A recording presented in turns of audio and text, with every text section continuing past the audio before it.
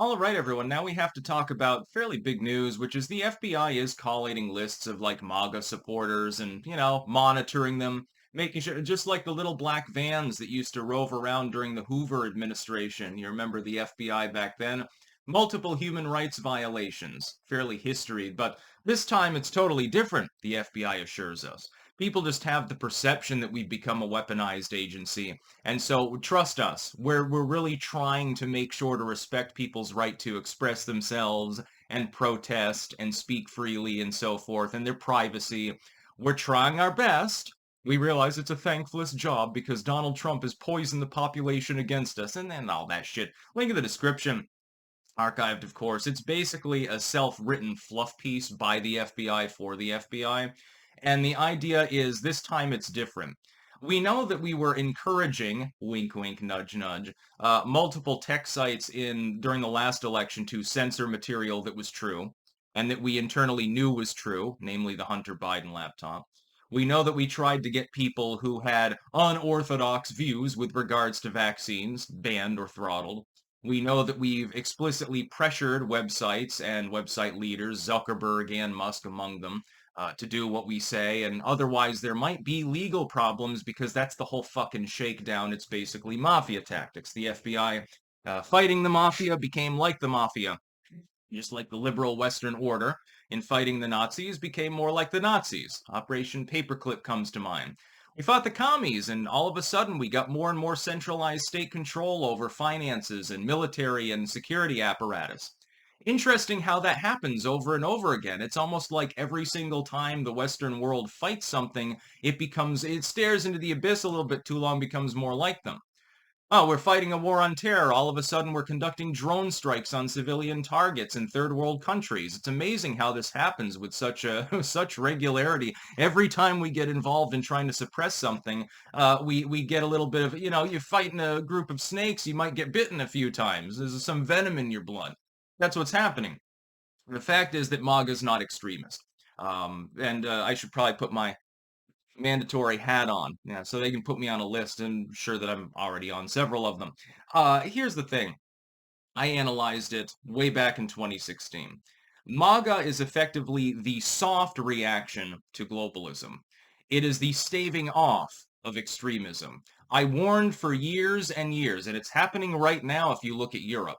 I warned that if reform of the current system was not adopted, so reform that was common sense, a soft reset, hey, things are going in the wrong direction, let's go back a few decades to the way we were doing things when they worked better. They're not perfect. Not everyone will be happy about them. There will be social alienation and some degree of unrest, but it's better than the alternative, which is that the globalist order that doesn't work for the average person, the trade deals that allow countries, bigwigs, to screw one another's populations at a whim. This is what the TPP was about, for example. It was about allowing a Vietnamese billionaire to drive out small businesses in California and a San Francisco billionaire to drive out small businesses in Hanoi or Saigon or something. That was always what it was about. The whole system is rotten to hell. It clearly doesn't work. If we look at Bidenomics, we can see the fruits of some of that. We're attacking our own, for instance, in the US, you're attacking your own energy industry. You're bragging about low unemployment when the job creation at this point is just fumes from people taking up side hustles to pay for groceries. You've got people that are homeless living under bridges while people pour across the border. You've got a government that clearly is out of sync with the people. MAGA represents the soft, populistic reaction to those abuses, both real and perceived by the population. And if you have a representative system, the perceived abuse is just as bad as the real abuse. That's the way that that system works. Autocratic system, you don't have to worry about the people's perception as long as the guns are all pointed at them. It's not the way that it works in the average liberalized nation. Here's the problem. MAGA has been billed as extremist for being outside of the neocon, neolib paradigm, which has been dying now for more than a decade anyway. The foreshock was the Ron Paul revolution. That was a while ago, then in the Tea Party. It represents effectively going back to morning in America again. Less abuse, not the elimination of all state abuse. It's not a classically liberal system like I would want, but it is a step towards that and away from the increased tyranny of the WEF and the open society bullshit and all of these other things. It's essentially removing a couple of layers of the worst abuses so that we can get back to being more of a cohesive society.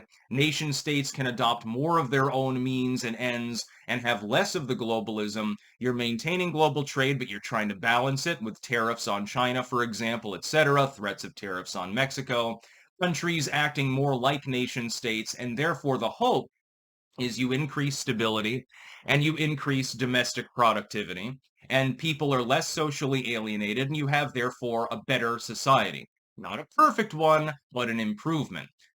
Hardliners are what comes after MAGA if MAGA fails, and I've warned of this too.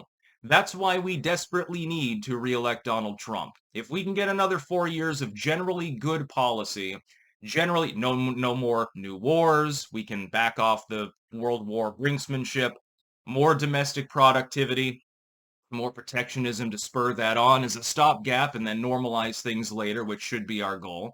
I'm not in favor of anything other than complete free trade, but if you don't have free and fair trade with another country because they're playing a lopsided game, you have to even things out for a while at least.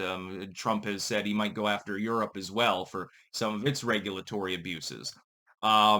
Yeah, I mean, you can do that, although it should be considered a temporary measure to put pressure on those countries to simply normalize. That's what we need. What happens if that is staved off? So populism doesn't take hold, and the abuses continue to mount and mount and mount, and you've got more inflation and economic problems and wars and shit. Eventually, you hit a boiling point, and then the populists no longer are seen as reformers. They're seen as part of the system now. Now the Overton window has shifted far further, and then you end up getting actual extremism. The FBI is fully aware of this fact. Certainly, they've got people in the FBI who understand basic history, and they can't possibly reckon that the population is going to look at what they're saying here and say that it's anything other than covering their asses. We know that the FBI is engaged in political partisanship. We know that it's weaponized. They can claim, well, it's just the perception that we're weaponized, so we're being extra, extra careful. No, you're not. Or anyway, you haven't been until the last couple of years, because if we look at the Twitter files and what Zuckerberg said and what Musk has said and what literally every content creator has to fucking deal with, you've been partnering with corporations in order to suppress dissidents this entire fucking time.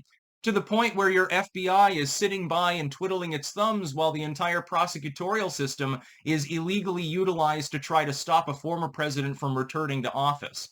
Yeah, you are a weaponized agency. Yeah, there are probably lists of different content creators and influencers. Dude, AOC, after the 2020 election, was openly bragging about this fact. Well, we're going to make sure to make lists of you people. We're not going to forget who you are.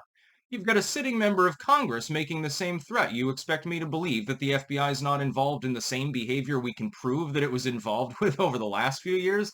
All of a sudden, they grew a conscience. I really, really believe that. No, they're not respecting people's privacy or their right to freely express themselves. They're basically acting like it's the Hoover administration at the FBI again. You should look that up, by the way. You'd be surprised. Liberals won't be able to debate you. Once you understand the abuses we can prove the FBI has been involved with in the past, it's not really that far a cry to say, well, maybe it's still going on. Maybe it didn't all of a sudden magically stop because somebody at the FBI said, well, it's time to return to decorum. After decades and decades and decades of abusing people's rights and being engaged in dubious activity, not just in the United States, all of a sudden we have a conscience. The system has decided to reform. Much like I'm supposed to believe that Donald Trump is a unique villain, so all of the villains that I know are villainous decided to team up to defend democracy. I don't believe that, because I've got an IQ in the triple-digit range, not the single-digit range. That's about all. Peace out.